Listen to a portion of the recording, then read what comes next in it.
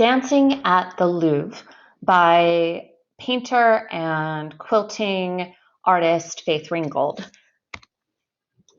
So, for this piece, in terms of context, it was the first in a series of 12 quilts that told a story. And that series is called the French Collection. And it was about a persona that Faith Ringgold makes up. And I think in a way it represents her in many ways, and which we'll get into as we tell that story. But the character's name is Willa Marie Simone.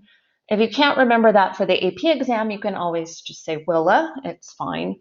And she moves to Paris, and she had escaped cotton fields of Georgia. I think from Georgia, she had gone in the story to Harlem, and then eventually her goal was to move to Paris. And in this collection of quilts, Faith Ringgold shows her meeting celebrities. A lot of them are artists, like male artists like Pablo Picasso and Henri Matisse. Then you have her also meeting other great artists and activists and just great people who do amazing things. The dancer Josephine Baker, and of course Rosa Parks, who is the one who would not give up her seat in the bus. So these individuals that she meets and interacts with, that Faith tells that story through the narrative in these quilts. And she is rewriting the past. That's what she does a lot with these different collections of quilts and the narratives that she creates. She reclaims a narrative, or she tells it as it should be, where people, like women, especially, and female artists have equal opportunity and can interact and exchange ideas with the European male artists who are of importance in art history. And not only is she showing the importance of women, but also about like African American women and how they are underrepresented in the arts and in the story. So that's an important part of her work. And I'll show you a quilt at the end that is definitely an example of that. Part of the bias in terms of what she's highlighting with the arts is that the art world typically devalues textile arts, really devalues anything that's primarily associated with women. And in this case, it's quilting in particular. So Faith Ringgold decides, I think she makes a very conscious decision to make quilting a part of her art expression. Her mother was a seamstress and a fashion designer. Her great great great grandmother made quilts on the slave plantation, the cotton plantation, or I don't know if it was a sugar or cotton plantation that she worked on as a slave. She made quilts. So this history of quilt making is important to Faith in her family, for sure. And that's where she learns the art of sewing and of making quilts, is mostly from her mother. And overall, quilting and textile arts is associated with women, and particularly groups of women who make that. We talked about that with the Bayeux Tapestry, where you've got Matilda, who is most likely working on that big, long tapestry of the Anglo-Saxons and the Normans with other women. So this comes from a long line of that female art form. Now, the other thing about quilting is that it has historical importance as well. In the United States, quilts were often used to communicate codes and messages for the Underground Railroad, that secret passage basically that escaped slaves would take from the South as they moved north.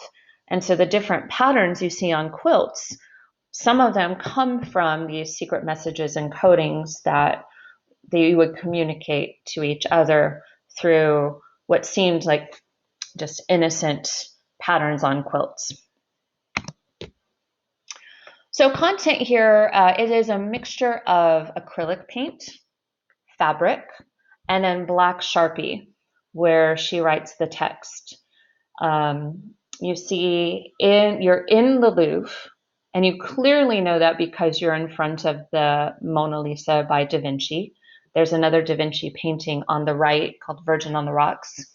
And Faith has decided to show Willa and her friend and the friend's three daughters dancing in a Louvre, in a place where you're supposed to be mostly quiet, in a place where traditionally has been celebrating male artists, in a place where you're celebrating white artists, and in a place where women typically are the subject of art, and creating this ideal of, what the beautiful woman should look like. And let's gaze upon the women. And women are not the artists, women are not in control. And so that's why I love just the fact that there's just joy, there's this dancing.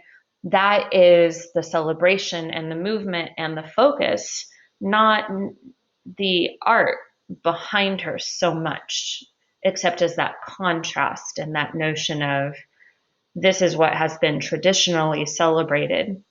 So that's what you see visually. And then there's text just right above the paintings and then right below the floor. And that's the part written in Sharpie. It is a letter addressed from Willa to her aunt about all her adventures in France. So this piece, she's showing her skill, of course, in painting, in quilting.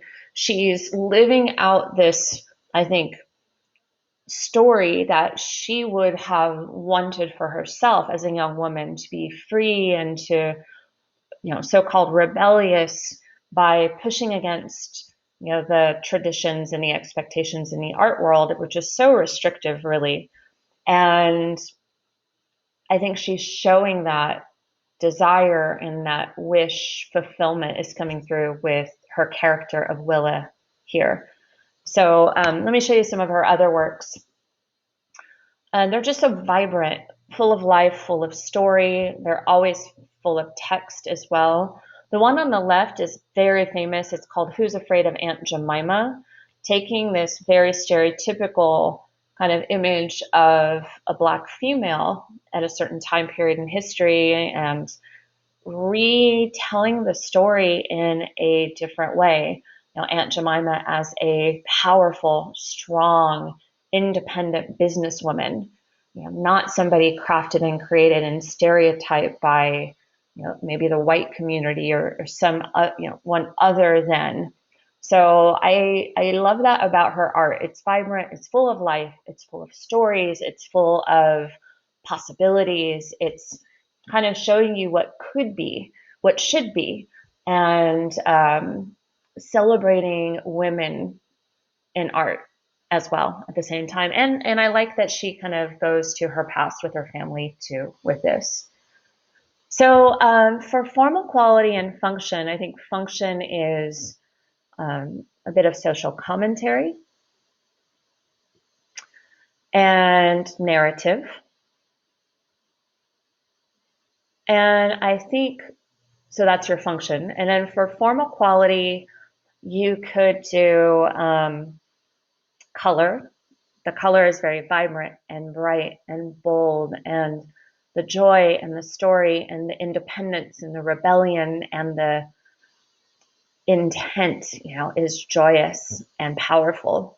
So I always like to use color with Faith Ringgold because it's so much a part of her art with that.